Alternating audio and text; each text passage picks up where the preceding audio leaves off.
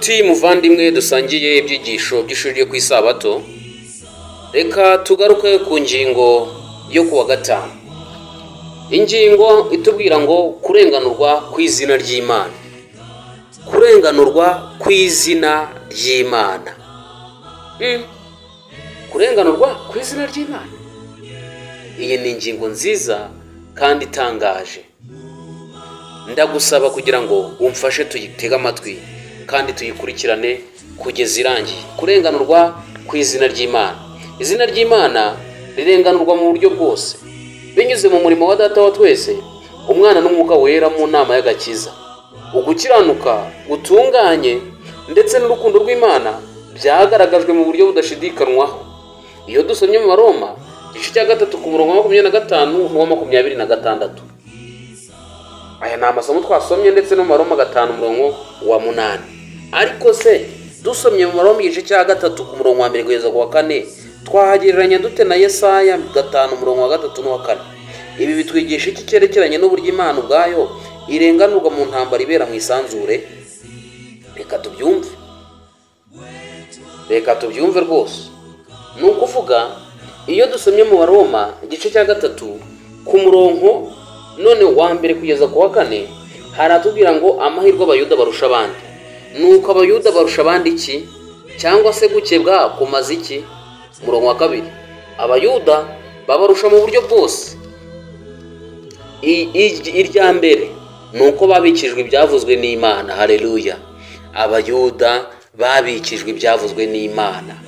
Umurongo wa 3, mbese ye niba bamwe muri bo batizeye, kutizera kwabo kwahindurwa ubusa gukiranuka kw'Imana.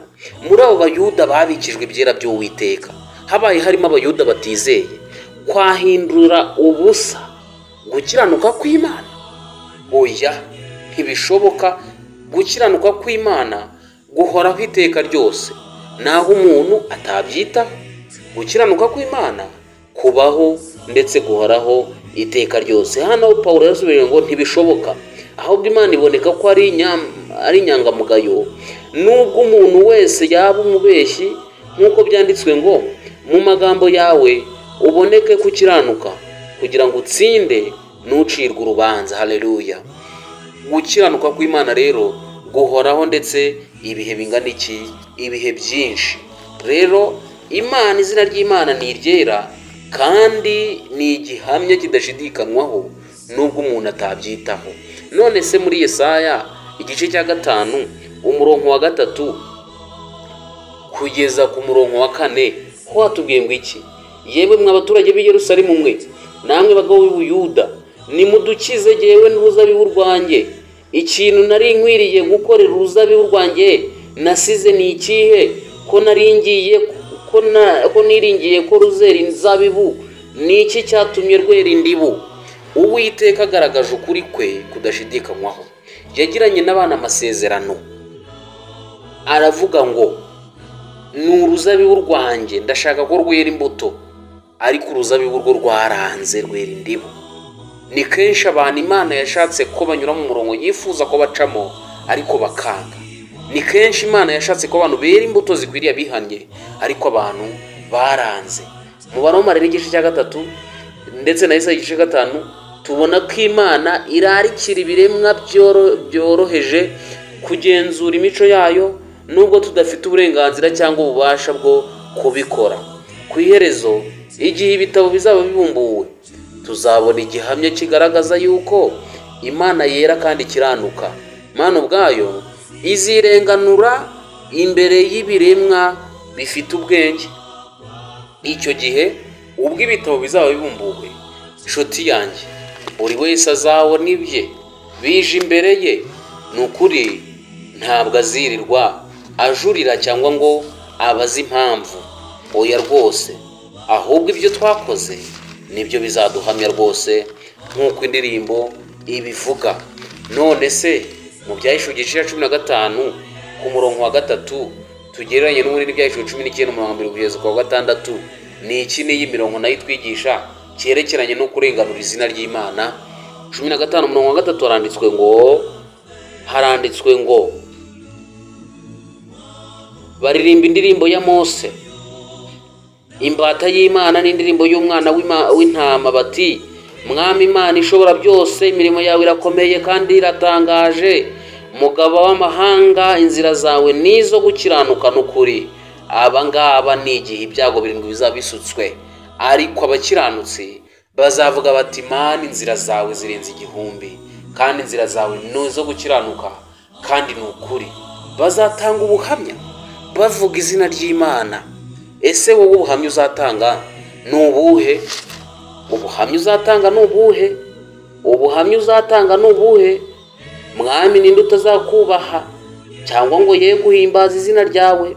Ko ari wowe wenyine wera. Amahanga yose azaza akwikubita imbere akuramye, kuko imirimo yo gukiranuka kwawe igaragajwe. Ku murongo wa 4 ndawusomye kugira ngo buri muntu wese yumve ko izina ry'Imana ari iryera kandi ari ryo gukiranuka. None se 19 aho ibyajwe 19 hatubwira ngo iki? Aravuze ngo mu ijuru bishimira irimbuka rya Babuloni. Irimbuka rya Babuloni abo mu ijuru bararyishimiye bwa mbere, ndetse bazongera baryishimire. Hanyuma y'ibyo numva ijwi rivugira mu ijuru, numva mu ijuru ijwi rirenga risa n'iry'abantu benshi bavuga bati haleluya, gakiza n'icyubahiro n'ubutware n'iby'Imana yacu, kuko amateka yayo ari ay'ukuri no gukiranuka. Yaciriyeho iteka maraya uwo ukomeye wononeshaga abari mu isi ubusambanyi bwe, kandi imuhoreye amaraso y'imbata zayo. Barongera bati haleluya, umwotsi we uhora ucumba iteka ryose. Nuko b'abakuru 24 na bya bizima 4 bikubita hasi basenga Imana yicara kuri irya ntebe bati amena, haleluya. Ijwi riva kuri iyo ntebe rivuga riti nimushime Imana yacu, mwambata zayo mwese mwe, namwe abayubaha, aboroheje n'abakomeye. Numva ijwi risa n'iry'abantu benshi, n'irisa n'iry'amazi menshi asuma, n'irisa n'iryo guhinda kw'inkuba gukomeye kwinshi rivuga riti haleluya, kuko umwami Imana yacu ishobora byose iri ku ngoma. Aya ni amagambo meza kandi maremare atubwira uburyo nabo mu ijuru bishimye ubwo kurimbuka kwa Babuloni kwabaga. N'ibizima by'ubwabyo byaravuze biti haleluya, haleluya. Abakuru 24 nabo bakubita amakanzu yabo hasi, ni ukuri baramya Imana. None se nshuti yanjye, izina ry'Imana waheraho uvuga ngo hari iki Imana itakoze ngo icungure umuntu? Nta na kimwe wabona. Byanditswe byera rero, Imana igaragaza ko ishishikajwe n'izina ryayo. Kuki? Ntabwo ushobora kugirana isano n'urukundo rwimbitse n'umuntu ufite imico wanga kandi umuntu utizera. Hagize umuntu ubwira umugore wawe cyangwa uza kubera umugore ibinyoma biteye ubwoba bikwerekeyeho, wakora ibyo ushoboye byose kugira ngo uvuguruze ibyo binyoma, kuko ibyo binyoma biramutse byizewe byakuraho isano y'urukundo rwanyu wari ufitanye n'umukunzi wawe.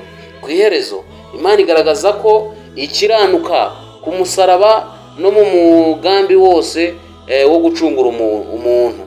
Mu rubanza ruzabaho mbere yo kugaruka kwa Yesu, Imana izarenganurwa imbere y'abatuye isanzure.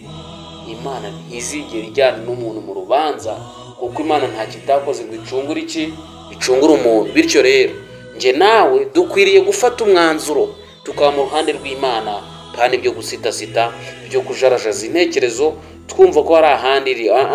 Mu rubanza rero ruzabe nyuma yo kugaruka kwa Yesu, igihe abacunguwe bazaba bacira n'abamarayika urubanza, nk'uko tubisanga byakozwe mu Korinto 6:23.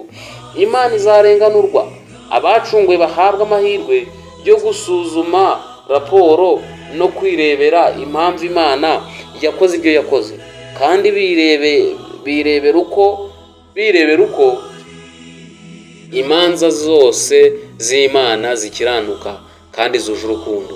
Ninde muri twe rero udafite ibibazo byinshi bikeneye ibisubizo mbere y'uko byose birangira? Ibyo bibazo byose bizabonerwa ibisubizo izina ry'Imana rishimwe. Ku iherezo rero amavi yose azapfukamira Uwiteka, haleluya, kandi indimi zose zizahamya ko Yesu ari umwami, nk'uko tubisanga mu Filipi igice cya 2 umurongo wa 10 n'uwa 11. Ibi ni bimwe rero mu bigize kurenganura imico y'iki, imico y'Imana. Imico y'Imana ntishidikanywaho, imico y'Imana ntijegajezwa, imico y'Imana irimbitse. Wowe ubishaka wagirana isano n'Imana, nanjye mbishaka nagirana isano n'Imana.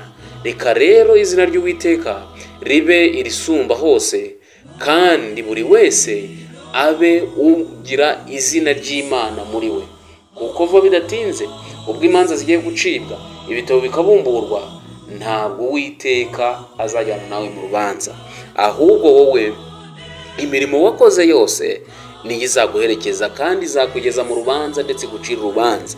Nuba warakoze ibyo gukiranuka uzaraga ubugingo, nuba warakoze ibyangwa n'Uwiteka nta handi ni mu kurimbuka kwa Babuloni kuzongera kubaho. Ubwo Babuloni izabirimbuka uzarimbukiramo. Ariko hari amahirwe nshuti yanjye, kwisunga imbaraga z'Imana, kwisunga imbaraga za Kristo, kwizera izina rye, ibyo ni igihamya kidashidikanywaho cy'abantu bazaba mu ijuru kuko bakiranutse.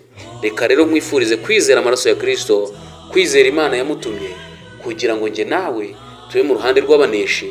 Nibyo ndangije mwifuriza ngo Imana y'amahoro ikweze rwose kandi ikugirire neza.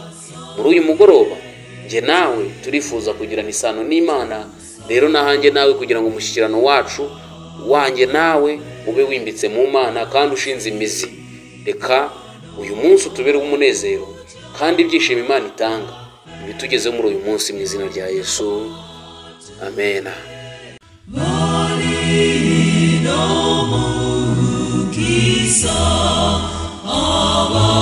Abasiwa